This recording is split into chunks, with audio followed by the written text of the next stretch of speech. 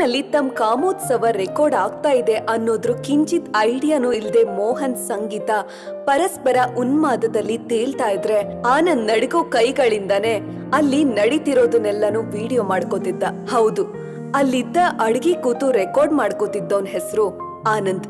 ಇನ್ನು ಯುವಕ. ಅವನು ಮನೆಯಲ್ಲಿ ಬೋರ್ ಅನ್ನಿಸ್ದಾಗ ಮೊಬೈಲ್ ಹಿಡ್ಕೊಂಡು ಅಲ್ಲೇ ಪಾರ್ಕ್ ಪಕ್ಕ ಅಡ್ಡಾಡ್ತಿದ್ದ. ಇವತ್ತು ಹಾಗೆ ಬಂದವನ್ಗೆ ಹಟ್ಟತ್ರ ಸದ್ ಕೇಳಿಸ್ತು. ಏನು ಅಂತ ನೋಡೋಕ್ ಬಂದವನ್ಗೆ ಆ ದೃಶ್ಯ ಕಣ್ಣಿಗ್ ಬಿದ್ದಿತ್ತು. ನಿಜ ಹೇಳ್ಬೇಕು ಅಂದ್ರೆ ಆನಂದ್ಗೆ ಅವ್ರಿಬ್ರನ್ನ ಆ ರೀತಿ ನೋಡಿ ಬೆವರು ಕಿತ್ಕೊಂಡ್ ಬಂದಿತ್ತು. ಅಷ್ಟು ರಸವತ್ತಾಗಿ ಒಂದ್ ಗಂಡು ಹೆಣ್ಣು ಸುಖಿಸೋದನ್ನ ಅವನು ನೋಡಿರ್ಲಿಲ್ಲ. ಹೀಗಾಗಿ ಏನ್ ಮಾಡ್ಬೇಕು ಅನ್ನೋದು ತಿಳಿದೆ ತನ್ ಕೈಲಿದ್ದ ಮೊಬೈಲ್ ನಲ್ಲಿ ಎಲ್ಲನೂ ರೆಕಾರ್ಡ್ ಮಾಡ್ಕೊಳಕ್ಕೆ ಶುರು ಮಾಡಿದ್ದ. ಕ್ಷಣ ಕ್ಷಣಕ್ಕೂ ಅವರಿಬ್ರು ಉದ್ರೇಕದಿಂದ ತೇಲ್ತಾ ಇದ್ರೆ ಆನಂದ್ಗೂ ಅವ್ರ ಬಿಸಿ ತಟ್ಟಿ ಒಂಥರ ವಿಚಿತ್ರ ಸಂಕಟ ಅನುಭವಿಸ್ತಾ ಕಣ್ಣಲ್ಲೇ ತೃಪ್ತಿ ಪಡ್ಕೊಳ್ಳೋ ಪ್ರಯತ್ನದಲ್ಲಿದ್ದ. ಸ್ವಲ್ಪ ಹೊತ್ತು ಹಾಗೆ ಇದ್ದೋನು ಅವರಿಬ್ರು ತಮ್ಮ ಕೆಲ್ಸ ಮುಗಿಸಿದ್ಮೇಲೆ ಸೈಲೆಂಟ್ ಆಗಿ ಅಲ್ಲಿಂದ ಹೊರಟೋಗಿದ್ದ. ತಮ್ಮ ಆವತ್ತಿನ ಮಿಲನ ಈ ರೀತಿ ರೆಕಾರ್ಡ್ ಆಗಿದೆ ಅನ್ನೋದ್ರ ಸುಳಿವೇ ಇಲ್ಲದ ಮೋಹನ್ ಸಂಗೀತ ಜೋಡಿ ತಮ್ಮ ದೇಹದಲ್ಲಿ ಶಕ್ತಿ ಇದ್ದಷ್ಟೊತ್ತು ಮಿಲನ ನಡೆಸಿ ಕೊನೆಗೆ ಸುಸ್ತಾಗಿ ಅಲ್ಲೇ ಸ್ವಲ್ಪ ಹೊತ್ತು ಮಲ್ಕೊಂಡು ನಿರಾಳ ಮಾಡ್ಕೊಂಡ್ರು. ಆ ನಂತರ ಇಬ್ರು ಬಟ್ಟೆಗಳನ್ನ ಹಾಕೊಂಡು ನಿಧಾನಕ್ಕೆ ಅಕ್ಕಪಕ್ಕ ಯಾರು ಇಲ್ಲ ಅನ್ನೋದನ್ನ ಕನ್ಫರ್ಮ್ ಮಾಡ್ಕೊಂಡು ಆಮೇಲೆ ತಮ್ಮ ಗಾಡಿ ನಿಲ್ಸಿದಲ್ಲಿಗೆ ಹೋದ್ರು. ನಾಳೆ ನೀನ್ ಆಫೀಸಿಗೆ ಬರ್ತಾ ಇದೀಯ ತಾನೆ? ಮೋಹನ್ ಸಂಗೀತಾಳನ್ ಕೇಳ್ದ. ಅಫ್ಕೋರ್ಸ್, ಬರ್ಲೇಬೇಕಲ್ಲ. ಯಾಕೆ ಕೇಳ್ತಾ ಇದೀಯಾ? ಸಾಯಿಬ್ರು ಏನಾದ್ರೂ ಸ್ಪೆಷಲ್ ಪ್ಲಾನ್ ಮಾಡ್ಕೊಂಡಿದ್ದೀರಾ ಹೇಗೆ ಅಂದ್ಲು ಸಂಗೀತ. ಹೌದು ಅಂತ ಚುಟುಕಾಗಿ ಉತ್ತರ ಕೊಟ್ಟ ಮೋಹನ್. ಏನಪ್ಪಾ ಅದು ಸ್ಪೆಷಲ್ ಅಂದ್ರೆ ತುಂಬಾ ಸ್ಪೆಷಲ್ ಇರೋ ಹಾಗಿದೆ ಅಂದ ಸಂಗೀತಾಳ ಮಾತಿಗೆ ನಕ್ಕ ಮೋಹನ್. ಹೌದು, ಹೇಗಿದ್ರು ನಾಳೆ ಬರ್ತೀಯಲ್ಲ, ಆಗ ನಿಂಗೆ ಗೊತ್ತಾಗತ್ತೆ. ನಿಂಗೆ ತುಂಬಾ ಇಷ್ಟನೂ ಆಗತ್ತೆ ನೋಡು ಅಂದ. ಅಯ್ಯೋ, ನಂಗೆ ಹೀಗ್ ತಲೆಗೆ ಹುಳ ಬಿಡ್ಬೇಡ. ನಂಗೆ ತಡ್ಕೊಳಕ್ ಆಗೋದಿಲ್ಲ ಪ್ಲೀಸ್. ಅದೇನು ಅಂತ ಈಗ್ಲೇ ಹೇಳ್ಬಾರ್ದಾ ಅಂತ ಗೋಗರಿತಾನೆ ತನ್ನ ಸ್ಕೂಟಿ ಹತ್ತಿದ್ಲು ಸಂಗೀತ. ನೋ ವೇ, ನಾನ್ ಬೆಳಿಗ್ಗೆ ಆಫೀಸಿಗೆ ಬಂದ್ಮೇಲೆನೆ ನಾನು ಹೇಳೋದು. ಅಲ್ಲಿ ತನಕ ಎಷ್ಟ್ ಕೇಳಿದ್ರು ನಾನ್ ಬಾಯಿ ಬಿಡೋದಿಲ್ಲ. ನೀನ್ ಬೇಗ ಮನೆಗ್ ವಾಪಸ್ ಹೋಗ್ಬೇಕು ಅಂತಿದ್ಯಲ್ಲ, ನೀನ್ ತಕ್ಷಣ ಹೊರಟ್ರೆ ಒಳ್ಳೇದು. ನಂಗ್ ಯಾಕೋ ಮತ್ತೆ ಮೂಡ್ ಬರ್ತಾ ಇದೆ ಅಂದೋನೆ ಅವಳ ಮೈ ಮೇಲೆ ನವಿರಾಗಿ ಕೈ ಹಾಕಿ ಕಚಗುಳಿ ಇಟ್ಟ. ಸಂಗೀತ ಥು ಯಾವಾಗ್ಲೂ ಇದೆ ಅಂತ ಹುಸಿಗೋಪ ತೋರಿಸ್ತಾ ಅವನ್ ಕೆನ್ನೆಗೆ ತಮಾಷೆಗೆ ಹೊಡೆದ್ಲು. ಅಲ್ಲ, ಇಷ್ಟೊತ್ತು ಬಿಡು ಅಂದ್ರು ಕೇಳ್ದೆ ನನ್ ಜೊತೆ ಅಷ್ಟು ಸಲ ಮಾಡಿ ಇವಾಗ ಮತ್ತೆ ಮೂಡ್ ಬರ್ತಿದೆ ಅಂತಿದ್ಯಲ್ಲ. ಇನ್ನೂ ನನ್ಗಾಗಲ್ಲ, ಸುಸ್ತಾಗ್ಬಿಟ್ಟಿದೀನಿ. ನಾಳೆ ಆಫೀಸ್ನಲ್ಲಿ ಸಿಗ್ತೀನಿ. ನಿನ್ ಹೆಂಡತಿ ಎದ್ದು ನಿನಗೋಸ್ಕರ ಹುಡುಕ್ತಿರ್ಬೇಕು. ನೀನ್ ಬೇಗ ಮನೆಗ್ ಹೋಗ್ ಸೇರ್ಕೊ ಅಂದ್ಲು. ಸಂಗೀತ ತನ್ ಸ್ಕೂಟಿ ಸ್ಟಾರ್ಟ್ ಮಾಡ್ತಾ ಇದ್ದ ಹಾಗೇನೆ ಮೋಹನ್ ಕೂಡ ತನ್ ಗಾಡಿ ಹತ್ಕೊಂಡು ಮನೆ ಕಡೆ ಹೊರಟ. ಅವ್ರಿಬ್ರು ಹೋಗೋದನ್ನ ಅಲ್ಲೇ ಪಾರ್ಕ್ ನಿಂದ ಸ್ವಲ್ಪ ದೂರದಲ್ಲಿ ಮರಿಯಾಗಿ ನಿಂತು ನೋಡ್ತಿದ್ದ ಆನಂದ್ ತಾನು ಮೊಬೈಲ್ ನಲ್ಲಿ ರೆಕಾರ್ಡ್ ಮಾಡಿದ್ದ ಅವ್ರಿಬ್ರು ವಿಡಿಯೋನ ಮತ್ತೆ ಮತ್ತೆ ಪ್ಲೇ ಮಾಡ್ಕೊಂಡು ನೋಡ್ದ. ಅದನ್ನ ನೋಡ್ತಾ ಇದ್ದ ಹಾಗೆ ಅವನ್ಗೆ ಉದ್ರೇಕ ತಡೆಯೋಕಾಗ್ಲಿಲ್ಲ. ಮತ್ತೆ ಮತ್ತೆ ಅದನ್ನ ನೋಡ್ತಾನೆ ಇದ್ದ ಆನಂದ್ ಮುಖದಲ್ಲಿ ಒಂಥರ ತುಂಟ ನಗುವಿತ್ತು. ಸಂಗೀತ ದೇಹ ಒಂಥರ ತೇಲಾಡ್ತಾ ಇತ್ತು. ತಣ್ಣಗಿನ ಗಾಳಿಯಲ್ಲಿ ತೇಲ್ತಾ ಹೋಗ್ತಿರೋ ಅನುಭವ. ರಿಲ್ಯಾಕ್ಸ್ ಮೂಡ್ನಲ್ಲೇ ಗಾಡಿ ಚಲಾಯಿಸ್ಕೊಂಡು ಹೋಗ್ತಿದ್ದ ಸಂಗೀತ ತಲೆಯಲ್ಲಿ ಮತ್ತೆ ಮತ್ತೆ ಅವರಿಬ್ರ ಮಿಲನದ ದೃಶ್ಯಗಳೇ ಕಣ್ಮುಂದೆ ಬರ್ತಿತ್ತು. ಮೋಹನ್ ಪಕ್ಕ ಗಂಡ್ಸು, ಎಂತ ಹೆಣ್ಣನ್ನ ಬೇಕಾದ್ರೂ ತೃಪ್ತಿ ಪಡಿಸೋ ಸಾಮರ್ಥ್ಯ ಇರೋನು. ರಸಿಕ ಮಹಾಶಯ, ನಂಗೆ ಸಿಕ್ಕಿದೆ ಪುಣ್ಯ ಅನ್ಕೊಂಡ್ಲು ಸಂಗೀತ. ಹಾಗ್ ನೋಡಿದ್ರೆ ಮೊದ್ಲಿಗೆ ಅವಳಿಗೆ ಮೋಹನ್ ಮೇಲೆ ಅಂತ ಅಟ್ರಾಕ್ಷನ್ ಏನೂ ಇರ್ಲಿಲ್ಲ. ಅವರಿಬ್ರು ಜಸ್ಟ್ ಕೊಲೀಗ್ಸ್ ಆಗಿದ್ರು ಅಷ್ಟೇ. IT ಕಂಪ್ನಿಯೊಂದ್ರಲ್ಲಿ ಮೋಹನ್ ಟೀಮ್ ಲೀಡರ್ ಆಗಿದ್ದ. ಇವಳು ಅವನ್ ಟೀಮ್ ನಲ್ಲಿ ಕೆಲ್ಸ ಮಾಡ್ತಿದ್ಲು. ಅಷ್ಟೇ ಅವರಿಬ್ರು ಮಧ್ಯೆ ಇದ್ದ ಕನೆಕ್ಷನ್. ಆದ್ರೆ ಮದ್ವೆ ಆಗಿ ಸಂಗೀತ ಗಂಡನ್ ಕಳ್ಕೊಂಡ್ಮೇಲೆ ಪರಿಸ್ಥಿತಿ ಬದ್ಲಾಗಿತ್ತು. ಎಲ್ರೂ ಅವಳ ಸ್ಥಿತಿಗೆ ಮರುಗಿ ಅನುಕಂಪ ತೋರಿಸ್ತಿದ್ರೆ ಮೋಹನ್ ಮಾತ್ರ ಅವಳ ಜೊತೆ ಮೊದ್ಲಿನ ಹಾಗೆ ನಾರ್ಮಲ್ ಆಗಿ ಮಾತಾಡ್ತಾ ಅವಳಿಗೆ ಧೈರ್ಯ ತುಂಬಾ ಪ್ರಯತ್ನ ಮಾಡಿದ್ದ. ಲೈಫ್ ಅಲ್ಲಿಗೆ ನಿಲ್ಲೋದಿಲ್ಲ ಅನ್ನೋದನ್ನ ಮನವರಿಕೆ ಮಾಡ್ಕೊಟ್ಟಿದ್ದ. ಆ ಹಂತದಲ್ಲೇ ಅವರಿಬ್ರು ಮಧ್ಯೆ ಸಲಿಗೆ ಬೆಳೆದಿತ್ತು. ಅದೇ ಮುಂದೆ ಸ್ನೇಹವಾಗಿ ಪರಿವರ್ತನೆ ಆಗಿತ್ತು. ಆದ್ರೆ ಅವತ್ತೊಂದಿನ ಅವರಿಬ್ರು ಸ್ನೇಹದ ಗೆರೆ ದಾಟುವಂತ ಸನ್ನಿವೇಶ ನಡೀತು. ಯಾವುದೋ ಪ್ರಾಜೆಕ್ಟ್ ಡೀಲ್ ಆಗಿದ್ದಕ್ಕೆ ಬಾಸ್ ಇವ್ರ ಟೀಮ್ಗೆ ಹಿಗ್ಗಾಮುಗ್ಗ ಜಾಡ್ಸಿದ್ರು.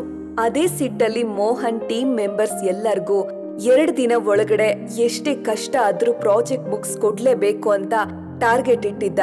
ಹೀಗಾಗಿ ಎಲ್ಲರೂ ತಡರಾತ್ರಿ ಆದ್ರೂ ಆಫೀಸ್ನಲ್ಲೇ ಉಳ್ಕೊಂಡು ಬಟ್ಟೆ ಹರ್ಕೊಳ್ಳೋ ಲೆವೆಲ್ಗೆ ಕೆಲಸ ಮಾಡ್ತಿದ್ರು.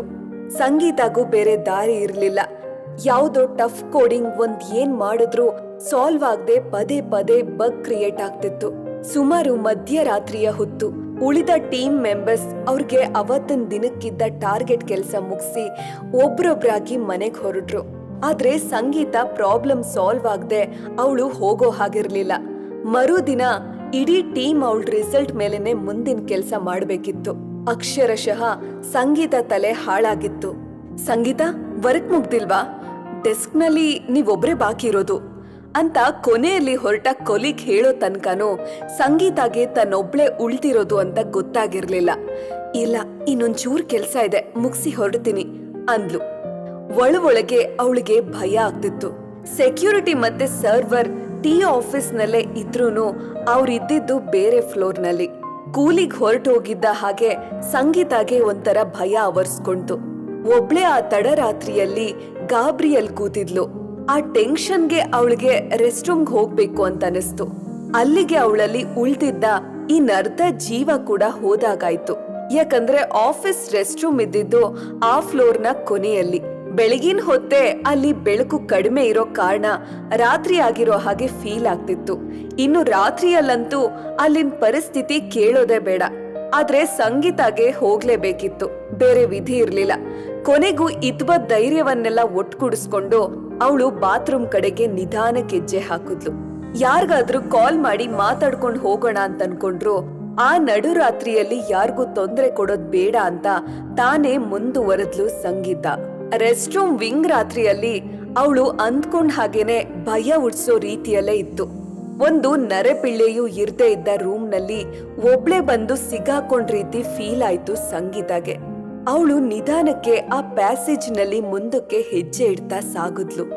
ಅಲ್ಲಿ ಮೊದ್ಲಿಗೆ ಜೆಂಟ್ಸ್ ವಾಶ್ರೂಮ್ ಇತ್ತು. ಅದನ್ನ ದಾಟಿ ಮುಂದೆ ಹೋದ್ರೆ ಲೇಡೀಸ್ ರೆಸ್ಟ್ ರೂಮ್ ಸಿಕ್ತಿತ್ತು. ಸಂಗೀತ ಹಾಗೆ ಅಳುಕ್ತಾನೆ ಮುಂದೆ ಹೋಗಿ ಕೊನೆಗೂ ಲೇಡೀಸ್ ರೆಸ್ಟ್ ರೂಮ್ ಒಳಗಡೆ ಸೇರ್ಕೊಂಡ್ಲು. ಭಯಕ್ಕೆ ಅವಳಿಗೆ ಮತ್ತಷ್ಟು ಅರ್ಜೆಂಟ್ ಆಗಿತ್ತು. ತನ್ ಹಾಕೊಂಡಿದ್ದ ಪ್ಲಾಜಾ ಪ್ಯಾಂಟ್ ನ ಲೂಸ್ ಮಾಡಿ ಹಾಗೆ ಬಂದ್ ಕೆಲ್ಸ ಮುಗಿಸಿ ಮತ್ತೆ ಬೇಸಿನ್ ಕಡೆ ಬಂದ್ಲು. ಮುಖದಲ್ಲಿ ಭಯ ಕಡಿಮೆ ಆಗಿತ್ತು. ಫೇಸ್ ವಾಶ್ ಮಾಡಿ ಮುಖ ಒರೆಸ್ತಾ ವಾಶ್ರೂಮ್ ಬಾಗ್ಲು ತೆಗೆದು ಹೊರೆ ಬಂದ ಸಂಗೀತ ಇನ್ನೇನ್ ಜೆಂಟ್ಸ್ ವಾಶ್ರೂಮ್ ದಾಟಿ ಮುಂದೆ ಹೋಗ್ಬೇಕು ಅನ್ನೋ ಅಷ್ಟರಲ್ಲಿ ಆ ಘಟನೆ ನಡೀತು. ಜೆಂಟ್ಸ್ ವಾಶ್ರೂಮ್ ಬಾಗ್ಲು ದಡರನೆ ತೆರೆದುಕೊಂತು. ಸಂಗೀತ ಹೃದಯ ಬಾಯಿಗ್ ಬಂತು. ಏನಾಯ್ತು ಅಂತ ನೋಡ್ತಿದ್ ಹಾಗೇನೆ ತೆರೆದ ಬಾಗಿಲಿನಿಂದ ಮೊದ್ಲಿಗೆ ಹೊರೆ ಬಂತು. ಆ ನಂತರ ಒಂದು ಮನುಷ್ಯನ ಆಕೃತಿ ಅಸ್ಪಷ್ಟವಾಗಿ ಕಾಣಿಸ್ತು. ಸಂಗೀತ ಕಿಟಾರನೆ ಕಿರ್ಚಿ ಕೆಳಗ್ ಬೀಳೋದಕ್ಕೆ ಅಷ್ಟು ಸಾಕಿತ್ತು. ಆದ್ರೆ ಅವಳು ಹಾಗ್ ಬೀಳೋ ಹೊತ್ತಿಗೆ ವಾಶ್ರೂಮ್ ನಿಂದ ಕೈಯಲ್ಲಿ ಸಿಗರೇಟ್ ಹಿಡ್ಕೊಂಡು ಹೊರಗಡೆ ಬಂದ ಮೋಹನ್ಗೂ ಗಾಬರಿಯಾಗಿ ಒಂದ್ ಕ್ಷಣ ಮಂಕಾಗಿ ನಿಂತ್ಬಿಟ್ಟ. ಸಂಗೀತ ಕೆಳಗಡೆ ಬಿದ್ದಿದ್ಲು. ಅವಳು ಬೀಳೋದಕ್ಕೆ ತಾನ್ ಹಾಗ್ ಸಡನ್ ಆಗಿ ಬಂದಿದ್ದು ರೀಸನ್ ಆಗಿರ್ಬೋದು ಅಂತ ಅವನಿಗ್ ತಿಳಿತು. ತಕ್ಷಣ ಬಾಗಿ ಅವಳನ್ನ ಎಬ್ಸೋದಕ್ಕೆ ಪ್ರಯತ್ನ ಪಟ್ಟ. ಸಂಗೀತಾಗೆ ಎಷ್ಟು ಗಾಬರಿ ಆಗಿತ್ತು ಅಂದ್ರೆ ಆಕೆ ಎಚ್ಚರ ತಪ್ಪಿದ್ಲು. ಮೋಹನ್ಗೆ ಪಿಚ್ ಅನಿಸ್ತು. ಒಂದಷ್ಟೊತ್ತು ಅವಳ ಹೆಸರು ಕರೆದು ಎಬ್ಬಿಸೋ ಪ್ರಯತ್ನ ಮಾಡ್ದ. ಅದ್ರಿಂದ ಯೂಸ್ ಆಗ್ಲಿಲ್ಲ. ಕೊನೆಗೆ ಅವಳ ತಲೆ ಎತ್ತಿ ತನ್ ತೊಡೆ ಮೇಲೆ ಇರಿಸ್ಕೊಂಡು ನಿಧಾನಕ್ಕೆ ಕೆನ್ನೆ ತಡ್ತಾ ಎಬ್ಸೋ ಪ್ರಯತ್ನ ಮಾಡ್ದ. ಅವಳಿಂದ ಯಾವ ರೆಸ್ಪಾನ್ಸ್ ಬರ್ಲಿಲ್ಲ. ಇದೊಳ್ಳೆ ಪಜೀತಿ ಆಯ್ತಲ್ಲ, ಈಗೇನ್ ಮಾಡೋದು ಅಂತ ಮೋಹನ್ ಯೋಚನೆ ಮಾಡ್ತಿರ್ಬೇಕಾದ್ರೆ ಅಚಾನಕ್ ಆಗಿ ಅವನ ದೃಷ್ಟಿ ಸಂಗೀತಾಳ ಎದೆಯ ಮೇಲ್ ಬಿತ್ತು. ಅಷ್ಟೇ, ಅವನೊಳಗಿದ್ದ ಬಯಕೆಯ ರಾಕ್ಷಸ ಎದ್ದು ನಿಂತ್ಬಿಟ್ಟ. ತುಂಬಿದ ವಕ್ಷಸ್ಥಲ ನೋಡಿದ್ರೆ ಹಾಗೆ ನೋಡ್ತಾನೆ ಇರ್ಬೇಕು ಅನ್ನಿಸ್ತು ಮೋಹನ್ಗೆ. ಮನೇಲಿ ಅವನಿಗೆ ತೃಪ್ತಿ ಸಿಗದೆ ಇರೋದಕ್ಕೂ ಇಂಥದೊಂದು ಸಿಚುವೇಶನ್ ಕ್ರಿಯೇಟ್ ಆಗಿರೋದಕ್ಕೂ ಮ್ಯಾಚ್ ಆಯ್ತು. ಅವನಿಗೆ ಗೊತ್ತಿಲ್ಲದ ಹಾಗೆ ಮೋಹನ್ ತನ್ನ ಕೈಯನ್ನ ಸಂಗೀತ ಎದೆ ಮೇಲಿಟ್ಟ. ಮೆಲ್ಲಗೆ ಅಮುಕೋದಕ್ಕೆ ಪ್ರಾರಂಭಿಸ್ದ. ಅವನ ಕೈ ನಡುಗ್ತಾ ಇತ್ತು. ಆದ್ರೆ ಅವನ ಬೆರಳುಗಳು ತಮ್ಮ ಕೆಲ್ಸ ನಿಲ್ಲಿಸ್ಲಿಲ್ಲ. ಹಾಗೆ ನಿಧಾನಕ್ಕೆ ವೃತ್ತಾಕಾರದಲ್ಲಿ ತನ್ನ ಕೈಯನ್ನ ಬಳಸಿ ಅವಳ ಎದೆಯನ್ನ ಮರ್ದಿಸೋಕೆ ಪ್ರಾರಂಭಿಸ್ದ ಮೋಹನ್. ಪೂರ್ತಿ ಪ್ರಜ್ಞೆ ಇಲ್ದೇ ಇದ್ರು ಸಂಗೀತ ದೇಹ ಅವನ್ ಕೈಯ ಸ್ಪರ್ಶಕ್ಕೆ ನಿಧಾನಕ್ಕೆ ರೆಸ್ಪಾನ್ಸ್ ಮಾಡ್ತು. ಗಂಡಿನ ಸ್ಪರ್ಶಕ್ಕೆ ಹಾತೊರಿತಾ ಇತ್ತೇನೋ ಅನ್ನೋ ಹಾಗೆ ಸಂಗೀತಾಳ ಅಂಗಾಂಗಗಳು ಮಿಡಿಯೋದಕ್ಕೆ ಶುರು ಮಾಡಿದ್ವು. ಬೆಳಗಿಂದ ಬಾಸ್ ಕೈಲಿ ಗುಮ್ಮಿಸ್ಕೊಂಡಿದ್ದ ಮೋಹನ್ಗೆ ಆ ರಾತ್ರಿ ಅದೇ ಆಫೀಸ್ನಲ್ಲಿ ತನ್ಗೆ ಈ ರೀತಿಯದೊಂದು ಸುಖದ ಅವಕಾಶ ಸಿಗುತ್ತೆ ಅನ್ನೋದ್ರ ಕಲ್ಪನೆನೂ ಇರ್ಲಿಲ್ಲ. ಮೋಹನ್ ತನ್ನ ನಿಯಂತ್ರಣ ಕಟ್ಕೊಂಡ್ಬಿಟ್ಟಿದ್ದ. ಮಾಡ್ತಿರೋದು ತಪ್ಪು ಅಂತ ಗೊತ್ತಿದ್ರು ಅವನ ಮೈಯಲ್ಲಿದ್ದ ಕಾವು ಸುಮ್ನಿರೋದಕ್ಕೆ ಬಿಡ್ಲಿಲ್ಲ. ಅಪ್ರಯತ್ನ ಪೂರ್ವಕವಾಗಿ ಅವನ ಕೈ ಎದೆಯಿಂದ ಕೆಳಮುಖವಾಗಿ ಸಂಚರಿಸೋದಕ್ಕೆ ಪ್ರಾರಂಭಿಸ್ತು. ಹೊಕ್ಕುಳ ಬಳಿ ಬಂದು ನಿಂತ. ಕೈ ನಿಧಾನಕ್ಕೆ ಅವಳ ಟಾಪ್ ಸ್ವಲ್ಪ ಮೇಲಕ್ಕೆತ್ತಿ ಹೊಕ್ಕುಳ ಆಳಕ್ಕೆ ಇಳೀತು. ಗೌರವರ್ಣದ ಸುಂದರ ಕಟಿಭಾಗ ಮೋಹನ್ನನ್ನ ಕೆಣಕುವ ಹಾಗೆ ಆಹ್ವಾನ ನೀಡ್ತು. ಅವನಿಗೆ ಸುಮ್ಮನಿರೋದಕ್ಕಾಗ್ಲಿಲ್ಲ. ಹೊಕ್ಕುಳಿಂದ ಕೈ ಮತ್ತು ಕೆಳಗಡೆ ಇಡಿಸ್ದ. ಈ ಬಾರಿ ಸಂಗೀತ ಹಾಕೊಂಡಿದ್ದ ಪ್ಲಾಜೋ ಪ್ಯಾಂಟ್ ಸಂದಿಯಲ್ಲಿ ಸಾಗಿದ ಕೈ ಮತ್ತಷ್ಟು ಆಳಕ್ಕಿಳಿದು ಅವಳ ತೊಡೆಯ ಮಧ್ಯದಲ್ಲಿ ಗಮ್ಯದಲ್ಲಿ ದಾರಿ ಮಾಡ್ಕೊಳ್ಳುವ ಪ್ರಯತ್ನಕ್ಕೆ ಮುಂದಾಯ್ತು. ಅಷ್ಟೊತ್ತಿಗೆ ಸಂಗೀತ ಹಿಸ್ಸಂತ ಮುಳುಗಿದ್ಲು. ಮೋಹನ್ಗೆ ಗಾಬರಿ ಆಯ್ತು. ಅವಳಿಗೆ ಎಚ್ಚರ ಆಯ್ತೇನೋ ಅನ್ಕೊಂಡು ಮುಖ ನೋಡ್ದ. ಕಣ್ ಮುಚ್ಚೆ ಇತ್ತು, ಆದ್ರೆ ಅವಳ ಮುಖದಲ್ಲಿ ಭಯ ಕಾಣೆಯಾದ ಹಾಗನ್ನಿಸ್ತು. ಮೋಹನ್ಗೆ ಅದು ನಿಜವೋ ಅಥವಾ ತನ್ನ ಭ್ರಮೆಯೋ ಅನ್ನೋದನ್ನ ಯೋಚನೆ ಮಾಡುವಷ್ಟು ವ್ಯವಧಾನ ಮೋಹನ್ನಲ್ಲಿ ಇರ್ಲಿಲ್ಲ. ಬಂಡ ಧೈರ್ಯ ಮಾಡಿ ಮತ್ತೆ ತನ್ನ ಕೈಯನ್ನ ಇನ್ನಷ್ಟು ಮೃದುವಾಗಿ ಆಕೆಯ ತೊಡೆಯ ಮಧ್ಯೆ ಮೂವ್ ಮಾಡ್ದ. ಈ ಬಾರಿ ಅವನ್ಗೆ ಅಚ್ಚರಿಯಾಗಿತ್ತು. ಸಂಗೀತ ನೀರಾಗಿದ್ಲು. ಮೋಹನ್ಗೆ ಖಾತ್ರಿ ಆಯ್ತು ಸಂಗೀತ ಎಚ್ಚರವಿದ್ದಾಳೆ, ಆದ್ರೆ ಅಬ್ಸರ್ವ್ ಮಾಡ್ತಿಲ್ಲ. ಅಂದ್ರೆ ಅವಳಿಗೂ ಇದ್ ಬೇಕು. ಹೊಸದೊಂದು ಟೆರಿಟರಿ ಗೆದ್ದ ಸಂಭ್ರಮ ಮೋಹನ್ ಮುಖದಲ್ಲಿ ಕಾಣಿಸ್ತು. ಅವನ ಪಾಲ್ಗೆ ಆ ಹೊತ್ತಿಗೆ ಸಂಗೀತ ಸುಖ ನೀಡುವ ಮತ್ತೊಂದ್ ಹೆಣ್ಣ ಕಂಡ್ರೆ, ಸಂಗೀತ ಪಾಲಿಗೆ ವಿಧಿ ಕಸಿದ್ಕೊಂಡ ತನ್ನ ಸುಖವನ್ನ ಮರಳಿ ಕೊಡುವ ಕಿನ್ನರನಾಗಿ ಮೋಹನ್ ಕಂಡಿದ್ದ. ಮೋಹನ್ ಕೈಗೆ ತನ್ ಕಾಲಗ್ಲಿಸಿ ಸಂಪೂರ್ಣ ಸ್ವತಂತ್ರ ನೀಡಿದ್ಲು ಸಂಗೀತ. ಮೋಹನ್ ಮತ್ತೆ ಅವಳ ಮುಖ ನೋಡ್ದ. ಈ ಬಾರಿ ಸಂಗೀತ ಕಣ್ಣು ತೆರೆದಿತ್ತು. ಅಲ್ಲಿ ಬಯಕೆಯ ಬೆಂಕಿ ಇತ್ತು. ಕಳೆದ್ ಹೋದ ಸುಖನ ಮತ್ತೆ ಪಡಿಬೇಕೆನ್ನೋ ಹಂಬಲ ಇತ್ತು. ಸುಖ ಸೂರೆ ಹೊಡಿಬೇಕೆನ್ನೋ ಅವಸರ ಇತ್ತು. ಜೊತೆಗೆ ಒಂದ್ ಸಣ್ಣ ಗಿಲ್ಟ್ ಕೂಡ ಇತ್ತು. ಆದ್ರೆ ಮೋಹನ್ ಕೈ ಅವಳು ಕೊಡ್ತಾ ಇದ್ದ ಸುಖದ ಮುಂದೆ ಆ ಗಿಲ್ಟ್ ಸೋತು ಶರಣಾಯ್ತು. ಇಬ್ಬರ ಮೈಯಲ್ಲೂ ಬೆಂಕಿಯ ಬೇಗೆ ತಣಿಸ್ಕೊಳ್ಳೋದಕ್ಕೆ ಇದ್ದ ಒಂದೇ ಒಂದ್ ಮಾರ್ಗ ಮಿಲನ ಮಾತ್ರ ಅನ್ನೋ ನಿರ್ಧಾರಕ್ಕೆ ಅವರಿಬ್ರು ಬಂದ್ಬಿಟ್ಟಿದ್ರು. ಸಂಗೀತ ಒಂದ್ ಮಾತ್ ಕೂಡ ಹೇಳಲಿಲ್ಲ. ಮೋಹನ್ ಕೂಡ ಕೇಳಲಿಲ್ಲ. ಸ್ವಲ್ಪ ಹೊತ್ನಲ್ಲೇ ಅವರಿಬ್ರು ಬಟ್ಟೆಗಳು ಆ ಕಾರ್ನ ಕತ್ತಲೆಯಲ್ಲಿ ಎಲ್ಲೋ ಮೂಲೆಯಲ್ಲಿ ಬಿದ್ದಿದ್ವು. ಜೆಂಟ್ಸ್ ರೂಮ್ ಸಿಂಕ್ ಮೇಲೆ ಸಂಗೀತಳ ವಿತಂಬಗಳ ಭಾರ ಬಿದ್ದಿತ್ತು. ಮೋಹನ್ ನಿಂತ ಭಂಗಿಯಲ್ಲೇ ಅವಳೊಳಗೆ ಆವೇಶದಿಂದ ಪ್ರವೇಶ ಮಾಡ್ತಿದ್ದ. ಇಬ್ಬರು ಮಾಡ್ತಿದ್ದ ಸದ್ದಿಗೆ ಆಫೀಸ್ನ ಗೋಡೆಗಳು ನಾಚಿ ತಮ್ಮ ಕಿವಿ ಮುಚ್ಕೊಂಡ್ವು. ಸುಮಾರು 2 ಗಂಟೆ ನಂತರ ಸಂಗೀತ ಮತ್ತೆ ಮೋಹನ್ ಇಬ್ರು ಆಫೀಸ್ ಡೆಸ್ಕ್ ನಲ್ಲಿ ಎದುರು ಬದ್ರ ಕೂತಿದ್ರು. ಸಂಗೀತ ಕಣ್ಣಲ್ಲಿ ಸ್ವಲ್ಪ ಆತಂಕ ಕಾಣಿಸ್ತು. ಸಂಗೀತ, ನಾವ್ ಮಾಡಿದ್ದು ಸರಿನೋ ತಪ್ಪು ಅಂತ ಯೋಚಿಸ್ತಾ ಕೂರ್ಬೇಡ. ಇಬ್ರಿಗೂ ಇದ್ರಿಂದ ಸುಖ ಸಿಕ್ತು ಅನ್ನೋದಷ್ಟೇ ಸತ್ಯ. ನೀನ್ ಇಷ್ಟಪಟ್ರೆ ಈ ಸುಖ ನಿಂಗೆ ಬೇಕಾದಾಗೆಲ್ಲ ಸಿಗುತ್ತೆ. ಬೇಡ ಅಂದ್ರೆ ಇವತ್ತು ನಮ್ಮಿಬ್ರು ಮಧ್ಯೆ ನಡೆದ ಈ ಘಟನೆ ಇದೇ ಆಫೀಸ್ನ ಗೋಡೆಗಳ ಮಧ್ಯ ಸತ್ತೋಗುತ್ತೆ. ಯಾರಿಗೂ ಏನು ಗೊತ್ತಾಗಲ್ಲ. ನಾನ್ ಕೂಡ ಇದ್ರ ಬಗ್ಗೆ ನಿನ್ ಜೊತೆ ಯಾವತ್ತೂ ಮಾತಾಡಲ್ಲ. ಎಲ್ಲ ಬೆಳಿಗ್ಗೆ ಹೇಗಿರುತ್ತೋ ಹಾಗೆ ಇರುತ್ತೆ. This is my word to you, just chill ಅಂದ ಮೋಹನ್. ಸಂಗೀತ ಮನ್ಸು ಗೊಂದಲದ ಗೂಡಾಗಿತ್ತು. ಏನ್ ನಡೀತು ಅನ್ನೋದ್ರ ಬಗ್ಗೆ ಯೋಚನೆ ಮಾಡೋದಕ್ಕೂ ಅವಳಿಗೆ ಆಗ್ತಿರ್ಲಿಲ್ಲ. ಎಲ್ಲೋ ಕಳ್ದೋದೋರ್ ಹಾಗೆ ಸುಮ್ನೆ ಕೂತಿದ್ಲು. ಆದ್ರೆ ಒಂದ್ ವಿಷಯ ಮಾತ್ರ ಅವಳಿಗೆ ಕ್ಲಾರಿಟಿ ಇತ್ತು. ಅದು ಮೋಹನ್ ಅದ್ಭುತ ಆಟಗಾರ ಅನ್ನೋದ್ರ ಬಗ್ಗೆ. ಅಂತ ಗಂಡನ್ನ ಬಿಡೋದ್ರ ಬದಲು ಜೊತೆಗಿಟ್ಕೊಳ್ಳೋದೆ ಜಾಣ್ತನ ಅನ್ನೋದು ಸಂಗೀತಾಗೆ ಮನವರಿಕೆ ಆಯ್ತು. ಒಂದೇ ಆಫೀಸ್ನಲ್ಲಿರೋದ್ರಿಂದ ಮೋಹನ್ ತನ್ನ ರೆಪ್ಯುಟೇಷನ್ಗೆ ಎಷ್ಟು ಇಂಪಾರ್ಟೆನ್ಸ್ ಕೊಡ್ತಾನೆ ಅನ್ನೋದು ಸಂಗೀತಾಗೆ ತಿಳಿದಿತ್ತು. ಹೀಗಾಗಿ ಅವನ್ ಜೊತೆ ರಿಲೇಶನ್ಶಿಪ್ ಇಟ್ಕೊಳ್ಳೋದು ಸೇಫ್.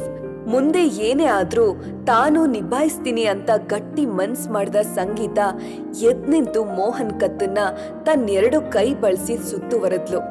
ಅವನನ್ನ ಹತ್ರ ಎಳ್ಕೊಂಡು ತುಟಿಯನ್ನೊಮ್ಮೆ ಚುಂಬಿಸಿ, ನಂಗ್ ಬೇಡ ಅನ್ನೋದಾಗಿದ್ರೆ ಪ್ರಜ್ಞೆ ಬಂದಿದ ತಕ್ಷಣ ನಿನ್ ಕೈ ತಳ್ಳಿ ಓಡ್ ಹೋಗ್ತಿದ್ದೆ. ಹಾಗ್ ಮಾಡಿಲ್ಲ ಅಂದ್ರೆ ನಂಗೆ ಬೇಕಾಗಿರೋದನ್ನೇ ನೀನ್ ಮಾಡ್ದೆ ಅಂತ ಅರ್ಥ ಅಂದೋಳೆ. ಮತ್ತೊಮ್ಮೆ ಅವನಿಗೆ ಮುತ್ತು ಕೊಟ್ಟು ಅಲ್ಲಿಂದ ಎದ್ದು ಹೊರಟ್ಲು. ಸ್ವಲ್ಪ ದೂರ ಹೋದವಳೆ ಮತ್ತೆ ತಿರುಗ್ ನಿಂತು, ನನ್ favourite flavour chocolate, next time ಮರಿಬೇಡ ಅಂದೋಳೆ. ನಾಚಿಕೆಯಿಂದ ಲಿಫ್ಟ್ ಕಡೆಗೆ ಓಡೋದ್ಲು. ಮೋಹನ್ ಅವಳು ಹೋದ್ದಾರಿ ನೋಡ್ತಾ ಅಲ್ಲೇ ನಿಂತಿದ್ದ. ಅವನ ಮನ್ಸಲ್ಲಿ ಸಂಗೀತ ಜೊತೆ ಕಳೆದ ಕ್ಷಣಗಳು ಫಿಲ್ಮಿ ರೀಲ್ ಹಾಗೆ ಒಂದೊಂದಾಗಿ ಹಾದೋದ್ವು. ಸಂಗೀತ ಪರಮ ಸುಖ ನೋಡ್ಬಲ್ಲ ಅದ್ಭುತ ಹೆಣ್ಣು. ತೇಟ್ ಮಾಲತಿ ತರನೆ ಅನ್ಕೊಂಡ. ಮಾಲತಿ ಅನ್ನೋ ಹೆಸರು ನೆನ್ಪಾಗ್ದಿದ್ದ ಹಾಗೆ ಅದೆಷ್ಟು ಶಾಂತವಾಗಿದ್ದ ಅವನ ದೇಹದಲ್ಲಿ ಮತ್ತೆ ಕಾಮದ ಕೆನ್ನಾಲಿಗೆಗಳನ್ನು ಬಡಿದೆಪ್ಪಿಸಿದ ಹಾಗಾಯ್ತು. ಮಾಲತಿ, ಮಾಲತಿ, ಸುಖದ ಮಹಾರಥಿ. ಮೋಹನ್ನಲ್ಲಿ ಕಾಮದ ಬೀಜವನ್ನ ಬಿತ್ತಿದ ಮೊದಲ ಹೆಣ್ಣು ಆ ಮಾಲತಿ.